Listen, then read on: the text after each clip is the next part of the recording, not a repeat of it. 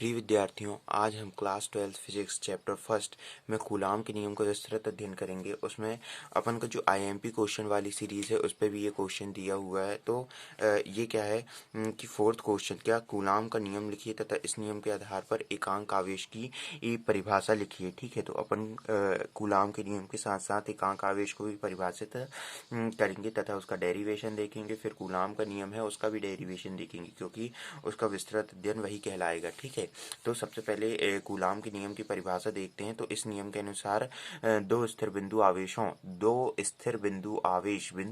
क्या होता है, अपन ने पिछले वीडियो लेक्चर में पढ़ चुका है। क्या कि जो आईएमपी को ऑब्जेक्टिव वाली वीडियो है उसमें क्या था, बिंदु आवेश उन आवेशों को कहते हैं जिनका आकार उनके बीच की दूरी की तुलना में क्या होता है, नगण्य होता है। यानी कि उनके बीच का जो डिस्टेंस होता है वो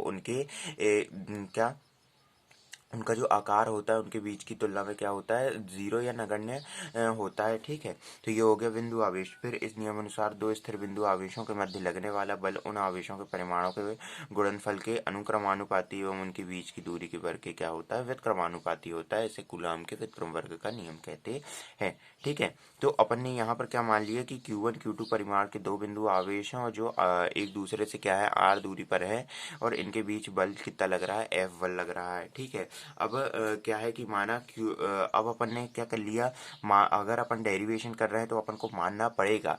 ठीक है, क्योंकि चित्र बनाएंगे तो मानना तो पड़ेगा, है ना। तो क्या है कि माना Q1 और Q2 परिमाण के दो बिंदु आवेश, ये क्या है, बिंदु आवेश हैं, दो स्थिर बिंदु आवेश हैं जिनके बीच की दूरी r है। ठीक है, तथा उनके मध्य लगने वाला बल F हो तो कूलाम के नियम से, क्योंकि जो चित्र अपन ने बनाए हैं उसी के हिसाब से ये लिखा हुआ है। ठीक है, अब क्या करेंगे, कूलाम के नियम से लिखा है तो अपन कूलाम के नियम के अनुसार ही कार्य करेंगे। तो क्या होता है कि देखो, दो स्थिर बिंदु आवेश यानी क्या होगा, Q1 और Q2 के मध्य लगने वाला बल F हो गया उन आवेशों के परिमाणों के गुणनफल के अनुक्रमानुपाती। तो ये लिखा है अनुक्रमानुपाती। फिर क्या है, जो बल है उनके बीच की दूरी के वर्ग के क्या है, व्युत्क्रमानुपाती भी है। ठीक है, तो ये क्या है, व्युत्क्रमानुपाती है। यदि कोई भी चीज जो है एक के बटे में आ गई तो वो क्या कहे, और उसके सामने ये चिन्ह लगा है तो वो क्या होगी, व्युत्क्रमानुपाती की स्थिति में होगी। ठीक है, अब यहाँ से होता है अपन का डेरिवेशन शुरू। तो अब यहाँ पर अपन क्या कर लेंगे कि F है ना, F इज इक्वल टू क्या मान लेंगे अपन। ठीक है, F इज इक्वल टू अपन F अनुक्रमानुपाती या व्युत्क्रमानुपाती भी कह सकते हैं। ठीक है, क्या Q1 Q2 अपॉन क्या हो जाएगा, R स्क्वायर हो जाएगा। ठीक है, दोनों को मिला के लिख ले रहे हैं अपन।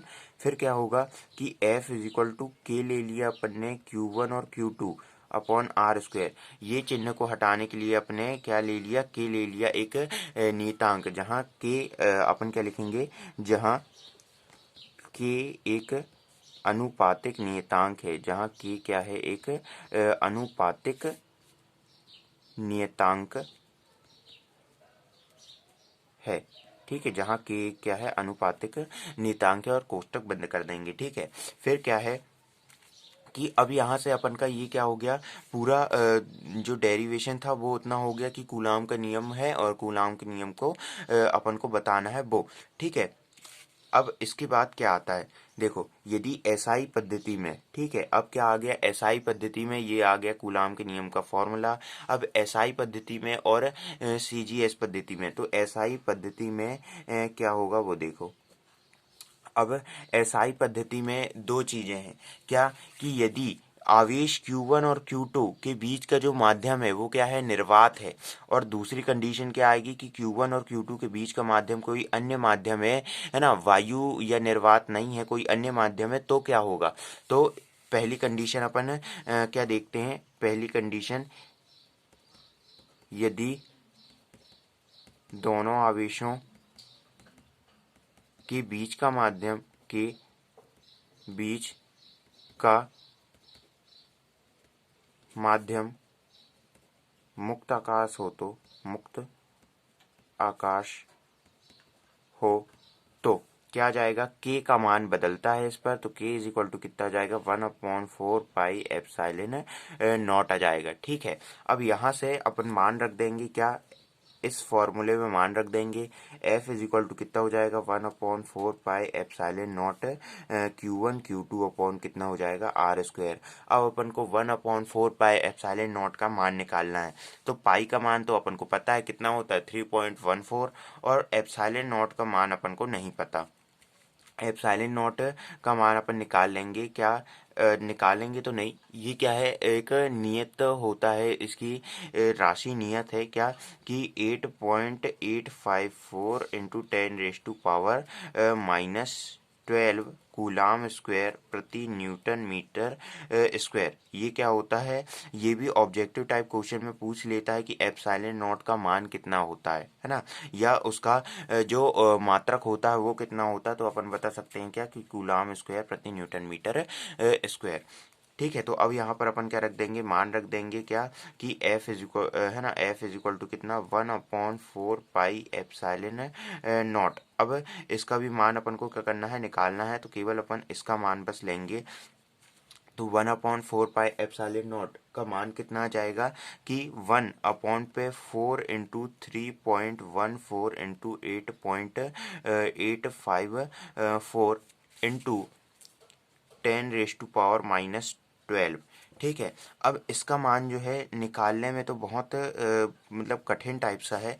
तो अपन इसका मान सीधे क्या लिख सकते हैं, तो वो बहुत सरल है, क्या कि 1/4 पाई एप्सिलॉन नॉट का मान अपन क्या लिख सकते हैं 9 इंटू 10⁻⁹। और जो ऊपर पहले फॉर्मूला था वो क्या हो जाएगा, न्यूटन मीटर स्क्वायर प्रति कूलाम स्क्वायर हो जाएगा। अब इसका मान अपन ये वाले फॉर्मूले में रख देंगे। कौन से फॉर्मूले में, F is equal to 1/4 pi Q1 Q2 upon R² में रख देंगे। तो F का मान अपन का कितना आ जाएगा 9 इंटू 10⁻⁹ कितना Q1 Q2 अपॉन R²। अब F का मान निकला है तो लास्ट में क्या आ जाएगा, न्यूटन। तो ये क्या आ गया, SI पद्धति में जब उनके दोनों आवेशों के बीच का माध्यम क्या हो, मुक्त आकाश हो। अब दूसरी कंडीशन क्या आ जाती है कि दूसरी कंडीशन क्या होती है कि यदि दोनों आवेशों के बीच का माध्यम, यदि दोनों आवेशों के बीच का माध्यम दोनों आवेशों के बीच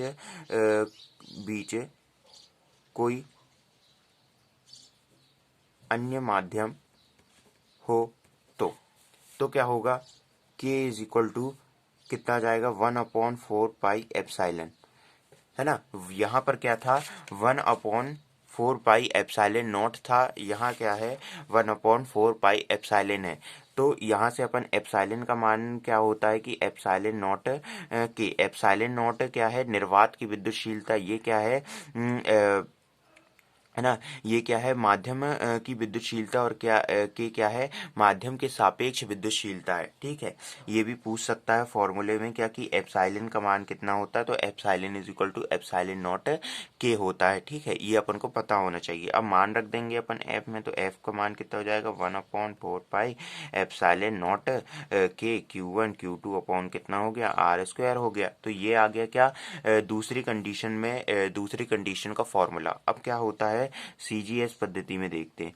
CGS पद्धति में क्या आ जाएगा अपन का कि अब वही लेंगे कि दोनों आवेशों के बीच का माध्यम यदि क्या हो, मुक्त आकाश हो। ठीक है, क्या हो, मुक्त आकाश हो, है ना, मुक्त आकाश हो तो दोनों आवेशों के बीच का माध्यम तो क्या है K इज इक्वल टू 1 हो जाएगा, यानी कि F इज इक्वल टू कितना Q1 Q2 अपॉन कितना हो जाएगा R²। और यदि दूसरी कंडीशन क्या आ जाएगी कि, है ना, कोई अन्य माध्यम हो, है ना, कोई अन्य माध्यम हो, है ना, कोई अन्य माध्यम हो तो क्या होगा, तो F इज इक्वल टू सीधा क्या आ जाएगा 1/K Q1 Q2 upon R², है ना। तो ये क्या हो गया CGS पद्धति में। अब इसके बाद आता है एकांक आवेश, है ना। तो ये हो गया क्या अपन के कूलाम का नियम। तो कूलाम के नियम में यदि अपन को डेरिवेशन भी पूछता है या सिद्ध करने के लिए पूछता है तो अपन पूरा यहाँ CGS पद्धति तक करेंगे। ठीक है, जितना भी हल था वो CGS पद्धति तक होगा, है ना। फिर इसके बाद क्या है कि दूसरा वो क्या दिया है, अपन ने यहाँ पर ऐड कर लिया एक क्वेश्चन कि कूलाम का नियम लिखा और फिर उसके बाद उसे सिद्ध किया, फिर इस नियम के आधार पर एकांक आवेश की परिभाषा लिखी और उसे भी अपन क्या करेंगे, सिद्ध करेंगे। ठीक है, तो अब अपन एकांक आवेश की परिभाषा लिख लेते हैं। लेकिन एकांक है ना, एकांक आवेश जो है उससे पहले उसका क्या आता है, जो अपन डेरिवेशन है उसी से उसकी क्या निकलती है, परिभाषा निकलती ही है। तो यदि है ना, यहाँ क्या मान लेते हैं, एसआई पद्धति में, ठीक है, एसआई पद्धति में केवल इनकी क्या पूछ सकता है अपन से, परिभाषा पूछ सकता है। सिद्ध करने को तो उतना आता नहीं है, केवल क्या है, परिभाषा आईएमपी है तो परिभाषा को अपन को नोट डाउन कर लेना है, और ये जो डेरिवेशन है उसको भी अपन को क्या रखना है, ध्यान में बनाए रखना है, क्योंकि इसमें भी ऑब्जेक्टिव टाइप क्वेश्चन वाली चीज़ें हैं कि जो आईएमपी हैं और पेपर में आ सकती हैं, है ना।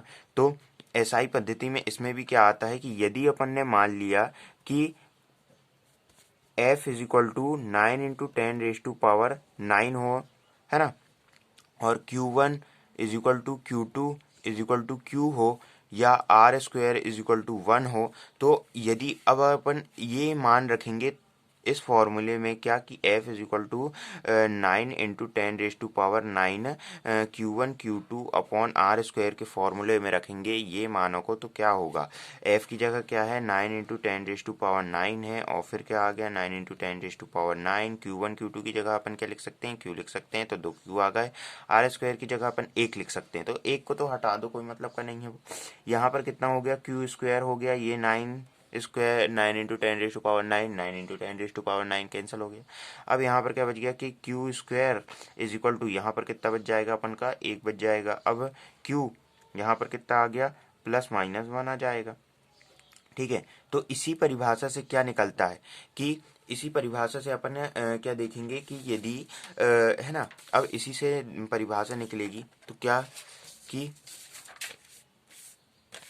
एकांक आवेश की परिभाषा निकलेगी। अतः क्या होगा कि यदि समान परिमाण के, यदि समान परिमाण के दो सजातीय आवेश, दो सजातीय आवेश एक दूसरे से,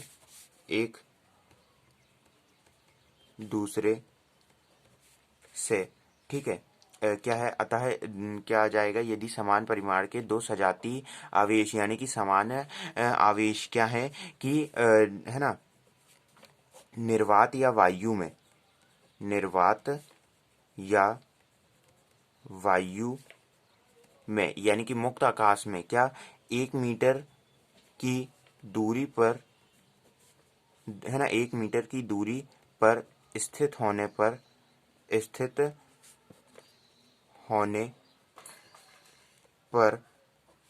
एक दूसरे को 9 × 10⁻⁹ न्यूटन के बल से प्रतिकर्षित करें। ठीक है, क्या प्रतिकर्षित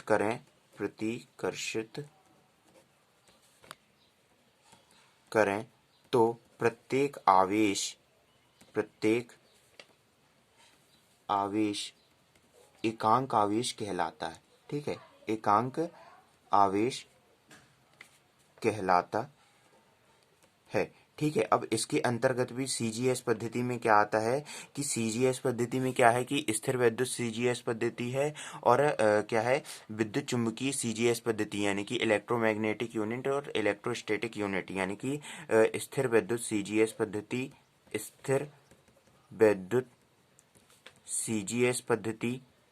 ठीक है, तो इसे क्या कहते हैं, इलेक्ट्रोस्टैटिक यूनिट कहते हैं, है ना, इलेक्ट्रोस्टैटिक यूनिट कहते हैं, यानी कि इसमें 1 कूलाम बराबर पे क्या होता है, 3 × 10⁹ स्थैत कूलाम होता है। तो स्थैत कूलाम जो होता है इसे अपन क्या करते हैं, फ्रैंकलिन से प्रदर्शित करते हैं। ठीक है, स्थैत कूलाम को फ्रैंकलिन भी कहते हैं या FR से प्रदर्शित करते हैं, चिन्ह है उसका।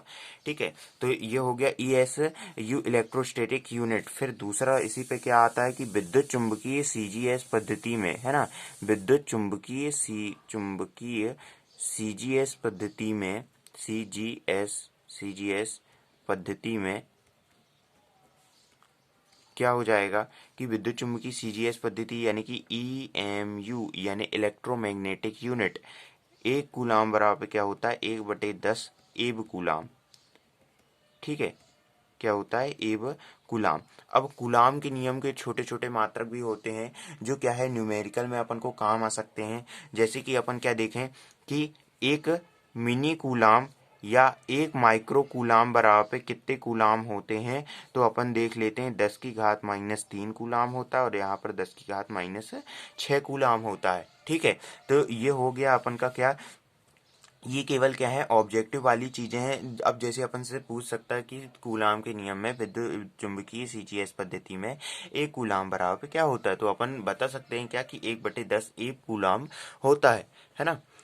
तो अपन के क्या होगा, इससे भी खालिस्तान सही जोड़ी या फिर सही विकल्प तैयार हो गए हैं, या ऑब्जेक्टिव टाइप क्वेश्चन कह सकते हैं उन्हें। तो ये ऑब्जेक्टिव टाइप क्वेश्चन अपन के तैयार हो चुके हैं। ठीक है, तो ये हुआ अपन का क्या कूलाम का नियम कंप्लीट। और इसके बाद और क्या हुआ, एकांक आवेश को भी अपन ने क्या कर दिया, परिभाषित कर दिया। और कोई डाउट हो तो कमेंट कीजिएगा। बल्कि बात के लिए थैंक यू।